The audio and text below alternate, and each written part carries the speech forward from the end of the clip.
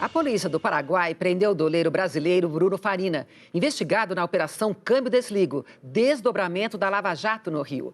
Ele é acusado de fazer parte de uma rede internacional de doleiros que operavam para o ex-governador do Rio, Sérgio Cabral, do MDB. A reportagem é de Rafaela Potter. Bruno Farina foi preso na cidade de Hernandárias, num condomínio de luxo que fica a 11 quilômetros de Foz do Iguaçu, na fronteira do Brasil com o Paraguai. Ele estava na casa da sogra, foi algemado e levado nesta madrugada de avião até Assunção, capital do Paraguai. As investigações da Operação Câmbio-Desligo, um desdobramento da Lava Jato no Rio, apontaram que Bruno Farina é sócio do doleiro Dario Messer, conhecido como o Doleiro dos Doleiros. Messer está foragido e é procurado pela Interpol. Bruno Farina e Dario Messer são acusados de participar de um esquema que envolveu vários doleiros que operavam para o ex-governador Sérgio Cabral, que está preso e condenado a 100 anos de prisão. Bruno Farina era procurado desde maio, quando policiais apreenderam na casa dele, no Paraguai, computadores, documentos e cartões de crédito. Segundo o Ministério Público Federal, a rede de doleiros formada por Dario Messer e que tinha a participação de Bruno Farina movimentou ilegalmente 1 bilhão e 600 milhões de dólares, cerca de 6 bilhões de reais, em 52 países, sem chamar a atenção das autoridades. Entre as provas apresentadas pelos procuradores estão os registros das transações financeiras e os relatos de 22 delatores e testemunhas, a maioria doleiros que participavam do esquema. Bruno Farina está preso preventivamente no Departamento de Investigações de Crimes da Polícia Nacional do Paraguai. À imprensa paraguaia, Bruno Farina disse: "No Brasil nunca fui acusado de nada e que a investigação vai esclarecer tudo com o tempo." Segundo a Interpol, ele não responde a nenhum crime no Paraguai e agora as autoridades paraguaias estão decidindo se Bruno Farina será expulso, o que seria um procedimento imediato, ou se vai ser necessário um pedido de extradição, que pode demorar mais. Nós não conseguimos contato com a defesa do ex-governador Sérgio Cabral, nem de Dario Messer. O Ministério Público de Goiás vai ouvir daqui a pouco mais uma mulher que acusa João de Deus de cometer abuso sexual. O médium e a esposa dele, Ana Keila, prestaram depoimentos ontem. A reportagem é de Honório Jacometo. 78 mulheres já estiveram neste prédio em Goiânia relatando abusos sexuais que teriam sido praticados por João de Deus. A grosso modo, as mulheres que procuram o Ministério Público, elas não se conhecem. São mulheres de outros estados, de outras cidades e até mesmo de outro país que fazem relatos similares e muito parecido, né, do modo dele de agir. Mas nós temos caso também de mulheres que chegaram a ir à casa juntas e uma corrobora o depoimento da outra, porque nós tivemos situação em que as duas foram abusadas. João de Deus prestou o primeiro depoimento aos promotores de Goiás nesta quarta-feira. O interrogatório durou 1h30. O médium foi questionado sobre relatos de 3 mulheres. Os promotores acreditam que elas foram vítimas de violação sexual mediante fraude e estupro de vulnerável.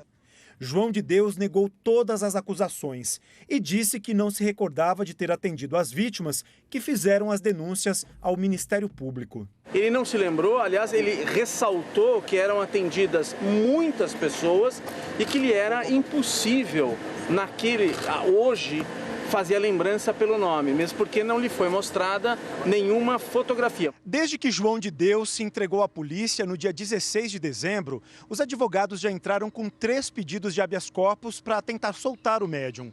2 foram negados, um no Tribunal de Justiça aqui de Goiás e o outro no Superior Tribunal de Justiça em Brasília. Agora, a defesa aguarda uma decisão do presidente do Supremo Tribunal Federal, ministro Dias Toffoli, que analisa o pedido. A Procuradora-Geral da República, Raquel Dodge, enviou ao STF uma manifestação em que defende a manutenção da prisão preventiva. Argumenta que a conduta prévia do investigado revelou risco de fuga e a intenção de dificultar as investigações. A Procuradora-Geral contesta ainda a alegação de apresentação espontânea à polícia. Alega que isso só aconteceu após a decretação da prisão. Ana Keila Teixeira, mulher de João de Deus, também prestou depoimento ontem. As delegadas perguntaram se ela tinha conhecimento das armas e do dinheiro escondidos dentro de casa. Ana Keila disse que não sabia, mas não convenceu a polícia. É quase impossível você não mexer no guarda-roupa do seu quarto, né? Do quarto em que você pernoita. E como que você vai mexer no guarda-roupa e não vai mexer em uma gaveta? A defesa de Ana Keila Teixeira reafirmou que ela não sabia das armas nem do dinheiro apreendidos na casa da família. Os advogados também disseram que ela nunca teve conhecimento de reclamações sobre a conduta de João de Deus durante os atendimentos. Está sendo velado em Vitória o corpo do ex-governador Gerson Camata, assassinado ontem à tarde. O autor do disparo confessou o crime e já foi levado para um presídio. A reportagem é de Mário Bonella. O corpo do ex-governador Gerson Camata foi levado no começo da manhã para o Palácio Anchieta, sede do governo do estado. Em seguida chegou a viúva. A ex-deputada federal Rita Camata estava amparada por parentes, todos inconformados. Um susto, uma dor incalculáveis, né? Passamos um Natal maravilhoso em família, nos reunimos, brincamos. No dia seguinte a gente recebe essa notícia que destrói uma história linda para o nosso estado, uma história de trabalho, de luta. O crime foi perto de uma esquina movimentada do bairro Praia do Canto, em Vitória, ontem à tarde. O assassino foi preso cerca de 1 hora depois, no mesmo bairro. Marcos Venício Moreira Andrade tem 66 anos. Na delegacia, ele confessou o crime. De acordo com a polícia, Marcos Venícius e Camata discutiram aqui na calçada e depois o assassino atirou com uma pistola calibre 380. Camata foi atingido no ombro esquerdo e morreu no local. Os dois já trabalharam juntos por 19 anos. Marcos Venícius foi assessor de Camata. Ele foi autuado em flagrante por homicídio qualificado por motivo torpe e já foi transferido para um presídio. Em 2009, Marcos fez uma denúncia contra Camata. Afirmou que o então senador ficava com parte dos salários dos funcionários. A justiça concluiu que não havia provas e quem foi condenado foi Marcos Venícius. Ele teria que pagar uma indenização ao senador. Segundo a polícia, essa foi a motivação do crime. Dessa ação judicial, houve o bloqueio de R$60 mil da conta do Marcos Venícius. Então, existia esse ressentimento que visivelmente que evoluiu para um ódio. Gerson Camata foi vereador de Vitória, deputado estadual, federal, governador do Espírito Santo e senador por 3 mandatos. Ele tinha 77 anos e 2 filhos. Depois do velório na sede do governo capixaba, o corpo será levado à tarde para um cemitério na cidade de Serra, na Grande Vitória, onde Camata será enterrado. A polícia investiga mais uma tentativa de feminicídio. O ex-marido colocou fogo na ex-mulher ontem em Santo André, na Grande São Paulo. Imagens de câmeras de segurança mostram a auxiliar de enfermeira, Josefa Bispo, de 31 anos, saindo do trabalho com o Edilson dos Reis Bispo. Segundo a polícia, o ex-marido ofereceu uma carona de moto. No meio do caminho, ele parou, jogou um líquido inflamável no corpo de Josefa e pôs fogo. As chamas também atingiram o braço de Edilson, que se desesperou. Ele jogou a mochila da ex-mulher no fogo e fugiu.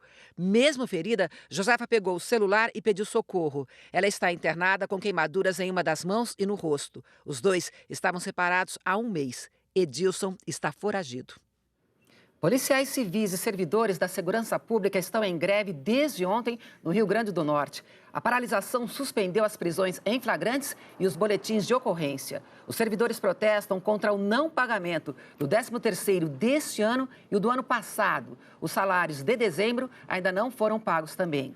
O governo propôs hoje pagar o 13º salário de 2017 aos funcionários que estão ativos, mas a categoria não aceitou a proposta e continua em greve. Após 10 meses, a intervenção federal no Rio está chegando ao fim, com resultados positivos na redução do número de roubos. A reportagem é do Pedro Figueiredo. A intervenção federal na segurança do Rio acaba daqui a 4 dias. Desde fevereiro, o comando da segurança no estado passou para as mãos de um interventor federal. Mas hoje, uma cerimônia no Comando Militar do Leste marcou o fim dos trabalhos. Após 10 meses de trabalho, atingiu todos os objetivos propostos, de maneira a recuperar a capacidade operativa dos órgãos de segurança pública e baixar os índices de criminalidade. Temos a convicção de que trilhamos um caminho difícil e incerto, mas cumprimos a missão. Os militares ficaram responsáveis pela chefia das polícias, dos bombeiros e da administração penitenciária. O objetivo era trazer recursos para reorganizar a atuação das forças de segurança. Um dos maiores desafios para a intervenção surgiu no dia 14 de março. Foi nessa data que a vereadora Marielle Franco e o motorista Anderson Gomes foram assassinados aqui nessa rua da região central do Rio. 9 meses já se passaram e a intervenção chega ao fim sem a Polícia Civil responder a pergunta: quem matou Marielle e Anderson? O governo federal liberou 1 bilhão e 200 milhões de reais. Até agora foram empenhados 890 milhões. A política de segurança mudou. 19 unidades de polícia pacificadora deixaram de existir para aumentar o efetivo nas ruas e evitar cenas como essas. De 12 tipos de crimes, 8 registraram queda. O roubo de cargas caiu quase 20% e o de carros chegou perto de 8%. Os roubos de rua ficaram menos frequentes e os homicídios dolosos, aqueles com intenção de matar, também.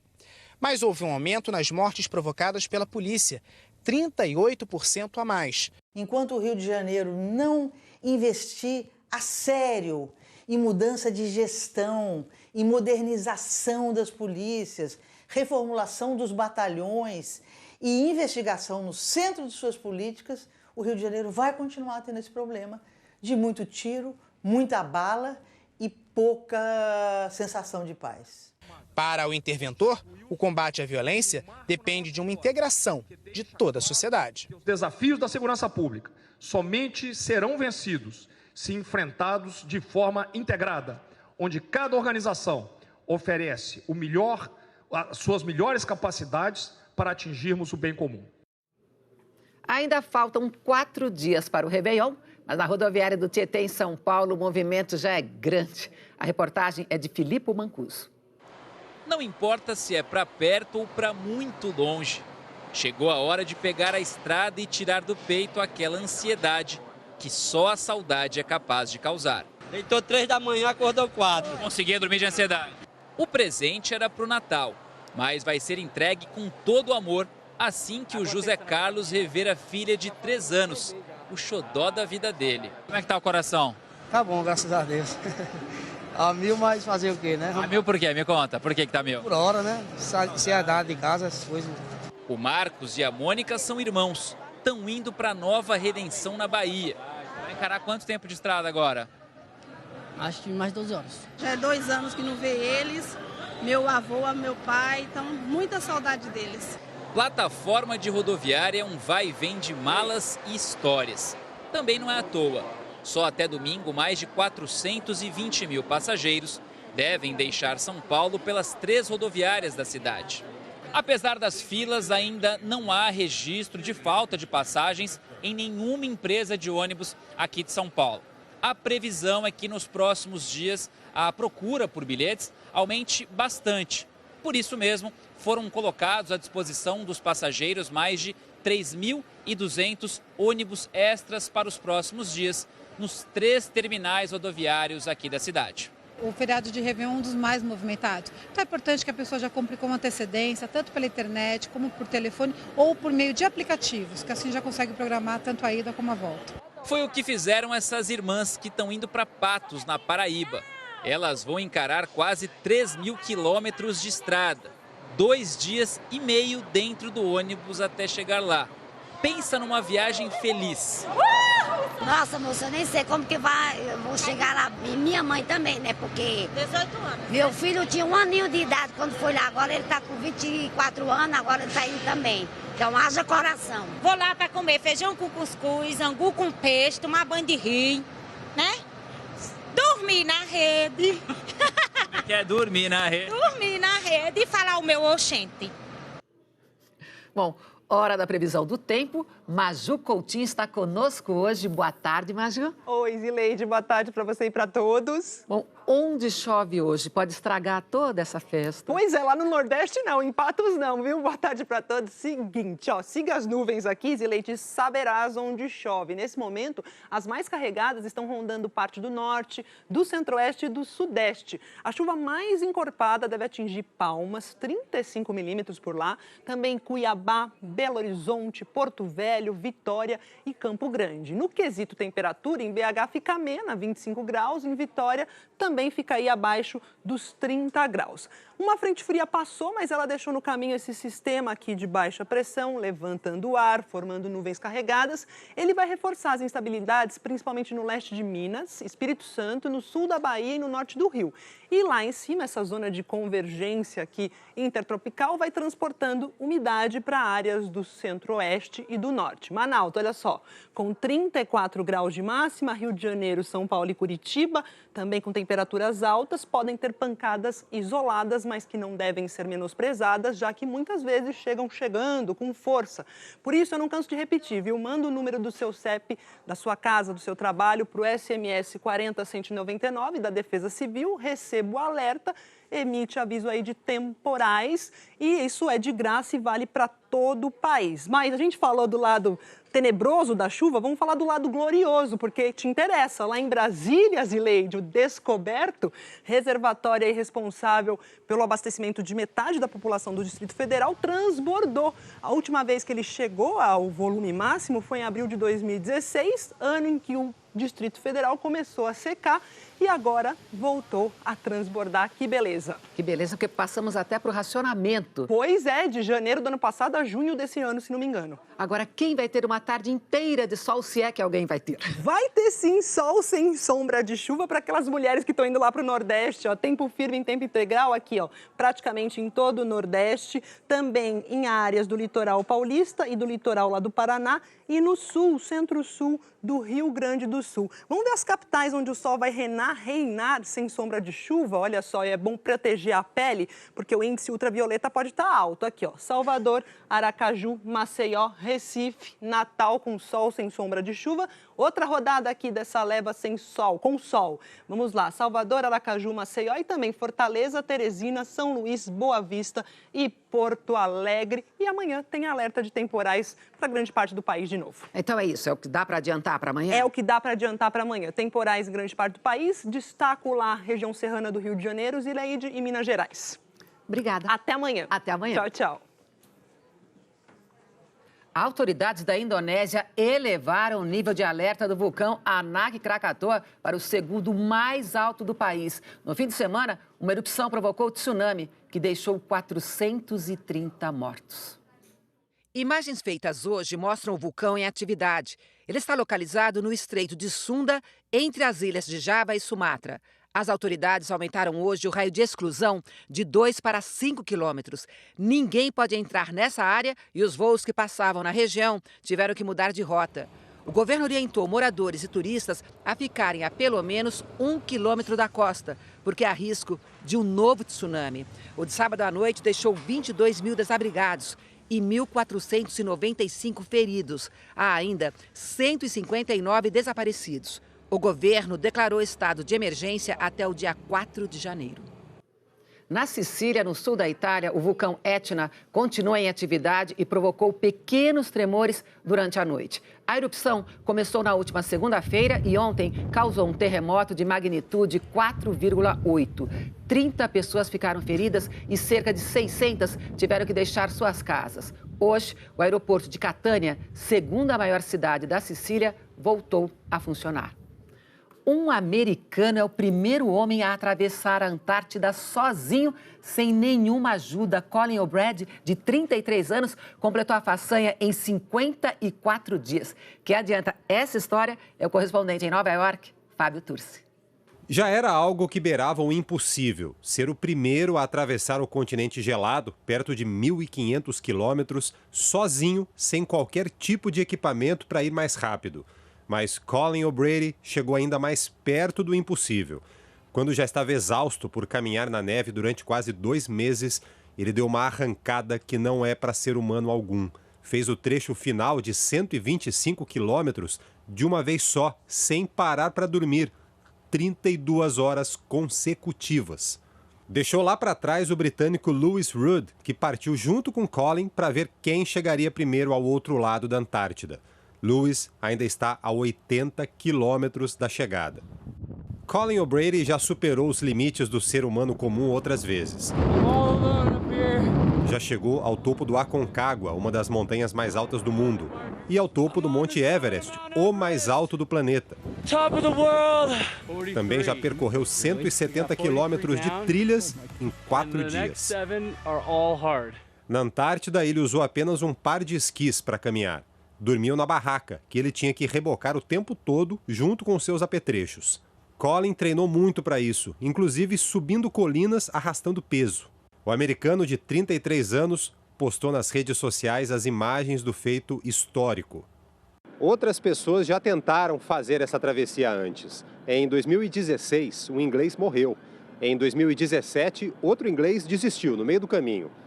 Agora que o mundo já tem a primeira pessoa a completar o percurso, talvez outras queiram fazer a mesma coisa num tempo menor. Mas a arrancada final de Colin O'Brady já mostrou que esse recorde é daqueles para durar muito.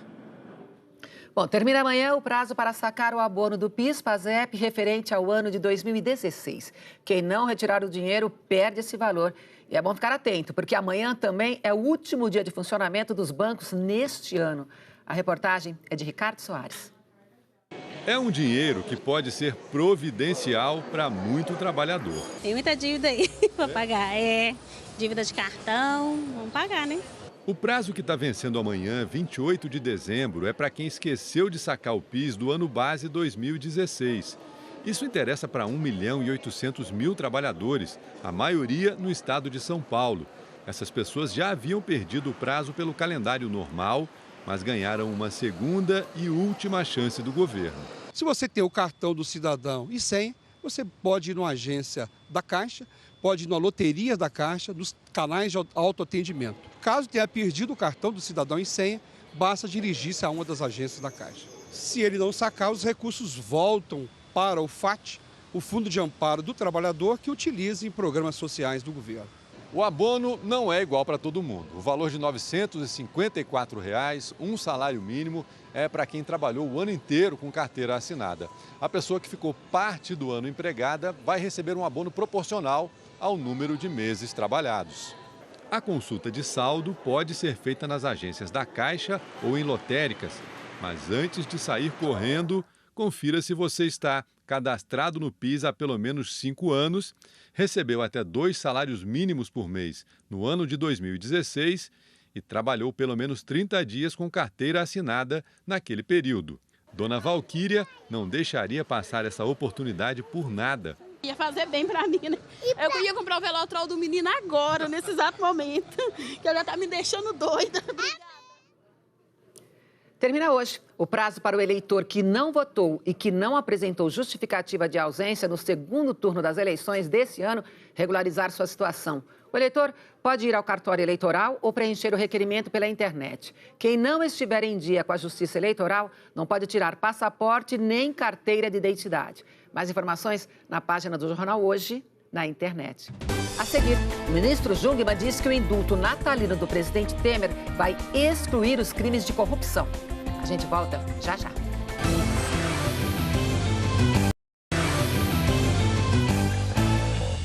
Há 5 dias da posse do presidente eleito, Jair Bolsonaro, os futuros ministros estão se preparando para assumir os cargos. Hoje, eles fizeram um curso em Brasília. A repórter Flávia Alvarenga tem as informações. Oi, Flávia, boa tarde. Oi, Zeleide, boa tarde a todos. Dos 22 ministros, 18 participaram desse curso na Escola Nacional de Administração Pública. Entre eles, Sérgio Moro, o ministro Onyx Lorenzoni e o general Augusto Heleno. A ENAP é ligada ao Ministério do Planejamento e tem cursos de capacitação. Hoje, às 14h30 da tarde, vai ter uma reunião entre os futuros ministros lá no CCBB. Provavelmente a última reunião antes da posse. E aqui no Palácio do Planalto, Planalto, o atual ministro da Secretaria de Governo, Carlos Marum, que faz a articulação com o Congresso Nacional, recebeu os jornalistas para um café da manhã. Ele disse que foi um erro o governo não ter colocado a reforma da Previdência em votação, mesmo com o risco de derrota. E lamentou, disse o seguinte, abre aspas, nós não obrigamos os indecisos a tomarem uma posição. Fecha aspas. Marum disse ainda que o governo Michel Temer deixa como legado, portanto, em aberto essa discussão sobre a necessidade da reforma da Previdência e que tocá-la no início do próximo governo seria uma boa largada para Jair Bolsonaro. Zileide. Obrigada, Flávia. Boa tarde. O Gabinete de Segurança Institucional quer que as polícias da Câmara dos Deputados e do Senado assumam a segurança dos 2 filhos de Jair Bolsonaro, que são parlamentares. Ao vivo de São Paulo, a repórter Andréa Sadi tem as informações. Oi, Sadi, boa tarde. Oi, Zileide, boa tarde para você, boa tarde a todos. Exatamente isso, o GSI, que é responsável pela segurança do presidente eleito Jair Bolsonaro, já enviou ofícios à Câmara dos Deputados, também ao Senado Federal, para perguntar o seguinte, se for requerida, a segurança dos filhos parlamentares de Bolsonaro pode ser feita pelo Departamento da Polícia Legislativa. Qual é o argumento do GSI? Tudo para evitar eventuais conflitos entre os integrantes do GSI e da Polícia Legislativa. Tudo isso, claro, a partir do ano que vem. Eles estão falando dos parlamentares, dos filhos parlamentares Flávio Bolsonaro, que foi eleito agora em outubro para o Senado, e de Eduardo Bolsonaro, que foi reeleito para a Câmara dos Deputados. Essas informações e leis foram confirmadas a nós pelo general Heleno, que a partir do ano que vem vai assumir o GSI. Mas ele disse que ainda não teve nenhuma resposta do Congresso. Agora, Sadi, mudando um pouco de assunto, o indulto de Natal do presidente Temer está pronto para ser publicado. Você pode adiantar algum detalhe? Zileide, esse texto está sendo finalizado pelos integrantes do governo do presidente Michel Temer. Hoje mais cedo eu conversei com o ministro da Segurança Pública, que é o ministro Raul Jungmann, e ele me confirmou que sim, será excluído desse benefício os crimes de corrupção, de administração pública e também os crimes sexuais. Esse texto está lá com ele no Ministério da Segurança Pública, depois vai seguir lá para o Palácio do Planalto. Quem vai finalizar os últimos ajustes deste texto é Gustavo Rocha, que é o assessor jurídico do presidente Michel Temer, para ser publicado até amanhã. Lembrando que Temer tinha dito que não iria editar esse decreto, voltou atrás após conversar com a Defensoria Pública da União. Então, até amanhã, o governo deve sim editar o indulto natalino. Zileide. Obrigada, Sadi. Boa tarde para você. Fabrício de Queiroz, ex-assessor do deputado estadual e senador eleito pelo PSL, Flávio Bolsonaro, deu uma entrevista ontem ao SBT.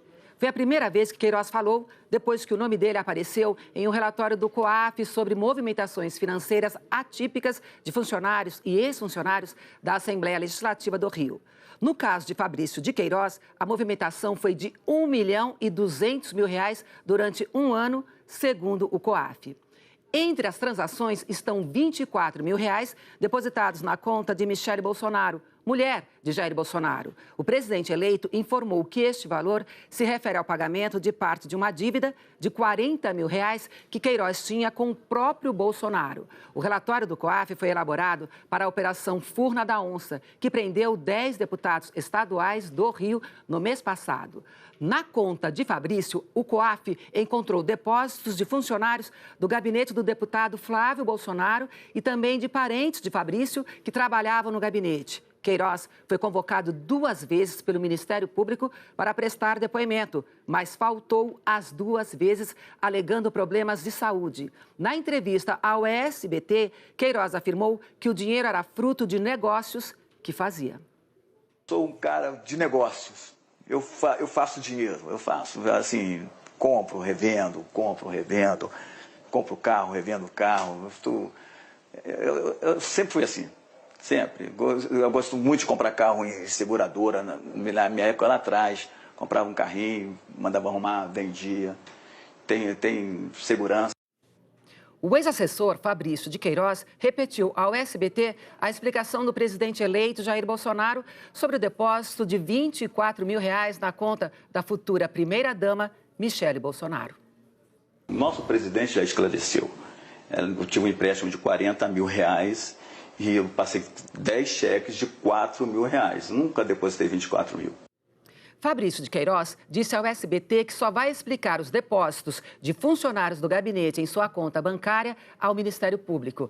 Essa é a principal questão que o MP quer esclarecer e que o assessor não explicou na entrevista exibida ontem. Mas Fabrício de Queiroz negou que ele e os funcionários repassassem parte de seus salários ao deputado Flávio Bolsonaro. No nosso gabinete, a palavra lá é: não se fala em dinheiro, não se dá dinheiro. Toda hora bate alguém no gabinete pedindo 10 reais, 20 reais, pedindo para remédio. É proibido falar em dinheiro no gabinete. Não, nunca, nunca. Isso é uma covardia, rotular o que está acontecendo comigo ao deputado Flávio Bolsonaro. Eu não sou laranja, sou homem trabalhador, eu tenho uma despesa imensa por mês. Na entrevista ao SBT, Fabrício de Queiroz negou que Flávio Bolsonaro tem alguma coisa a ver com a sua movimentação bancária. Eu me abati muito, minha calça está caindo, porque de uma noite eu saio... Aí eu falei, caramba, cara, acabou mesmo. Eu era amigo do cara, passando o que ele está passando na rua, entendeu? Achando que eu tenho negociado com ele. Pelo amor de Deus, não existe. Eu vou provar junto ao MP. Na entrevista ao SBT, Fabrício de Queiroz falou ainda sobre os problemas de saúde que, segundo ele, o impediram de prestar depoimento no Ministério Público. Ele disse que tem uma cirurgia marcada para fazer no ombro. Mencionou um problema na urina e uma tosse forte. E afirmou que descobriu um câncer no intestino. Segundo Fabrício de Queiroz, o médico disse que o tumor é maligno e que ele precisa ser operado o mais rapidamente possível. Nós tentamos falar com o Ministério Público Estadual do Rio de Janeiro sobre a entrevista ao SBT, mas não conseguimos resposta. Como já dissemos, o MP tentou ouvir Queiroz 2 vezes, mas ele não compareceu alegando problemas de saúde. A seguir, toneladas de fogos vão iluminar Copacabana no fim do ano.